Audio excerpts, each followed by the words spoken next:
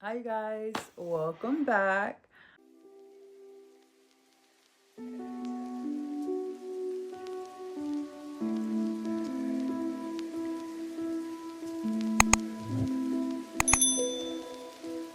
So in this video, I will be talking about what happened during the time I took a 6-year break from YouTube.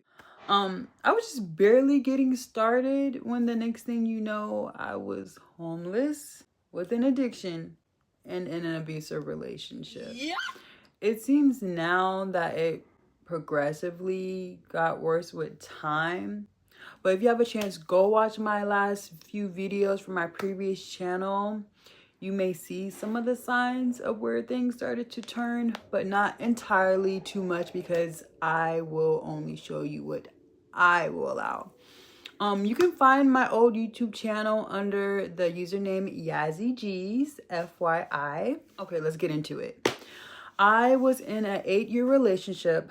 I knew early on that my ex was a little, but I'm the type to see a red flag and have hope that it could change, knowing that it's solid red. For example, y'all, yesterday I was supposed to be fasting.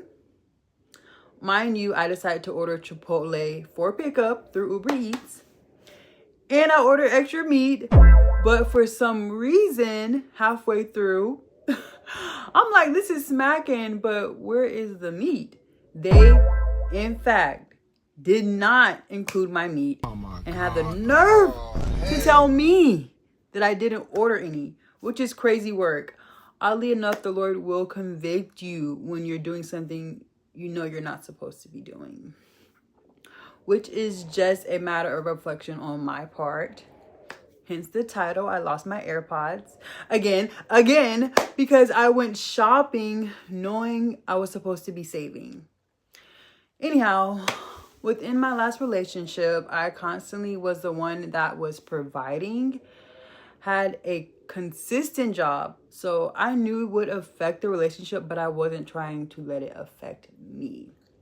My ex, on the other hand, wasn't really emotionally there and declined completely over time, to where, for example, if I didn't give him my money, he would take it, and he eventually progressively got more abusive. I've had a split lip. If you can't see, so I have gloss and everything on right now. I've had a crooked nose. There's a little indent right there. Bruised eyes, bruises throughout my body. And it was my first relationship outside of high school that lasted longer than a month or so. So I was just hoping that it would change, and it did not. Ever. I 100% take responsibility for my situation because I chose to stay in that relationship knowing it was not healthy for me, not healthy for him, and I just truly wasn't happy. But in my mind, I guess I really wanted to show that I could handle this as far as being on my own as an adult when I should just went back and lived with my parents. Except that some things just don't work out. So as we were living together, we moved from North Carolina, met in North Carolina, moved to Arizona, having a home with his father's side of the family. It became some point where I was the only one in the house that was working to be able to handle living expenses. So we end up buying a car, and by we, I mean I, with my last check. And we slept in and out of that car. We would take showers at the gym. Shout out to Planet Fitness for their cheap membership. At the time, it was like $1 for a membership. Mind you guys, this was like a little bit over 6 years ago. So things have changed.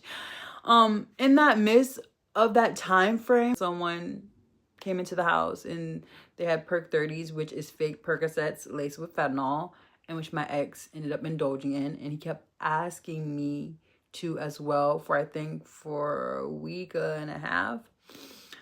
He kept asking me. Eventually he said if you don't get high with me, he would do it with someone else. Again, I was young and dumb. If there wasn't enough red flags, so I did. At first, I just started with me. At first, it started with me holding it in and blowing it out so I wouldn't actually get high. Then he noticed and he said, "Are you wasting my?" So he insisted that I inhaled it.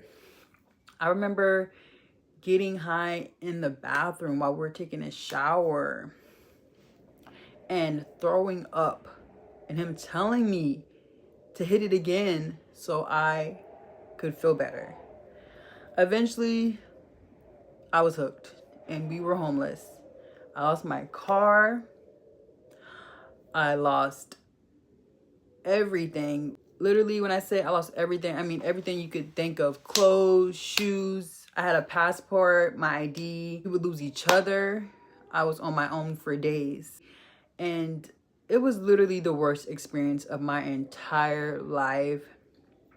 I've accumulated 9 mug shots. I did everything I felt like I needed to do to survive, from panhandling to being a booster to car hopping and even selling myself. I would always remind myself during that 2 to 3 year period of homelessness and drug addiction that I did not belong out there. I obviously could not trust anyone, and this happened within a year of losing my mom. I got eventually stopped by a police officer. He told me he wasn't going to arrest me, but I did need to take care of my warrant. Honestly, I only turned myself in because I thought that I was going to get OR'd, which is released on my own recognizance. I, in fact, did not and went to jail. I got sentenced for 3 months, but I chose to go to prison over county time, being that it was the absolute worst, especially always being inside if it wasn't depressing enough, and it was just a lot. I actually ended up staying for about a month or so longer because I had a detainer, which is also a warrant, pop up in another county. Within that time, I grew a lot closer to God and found myself again. It wasn't really until I got released, I decided to make another big change because I knew my ex was getting out of prison. Yes, he went to prison as well.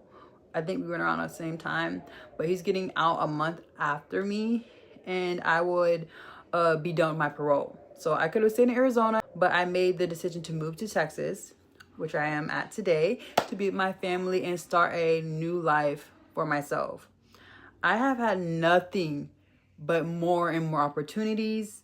I have done nothing but grow and change into the person that I wanted to be in such a short amount of time.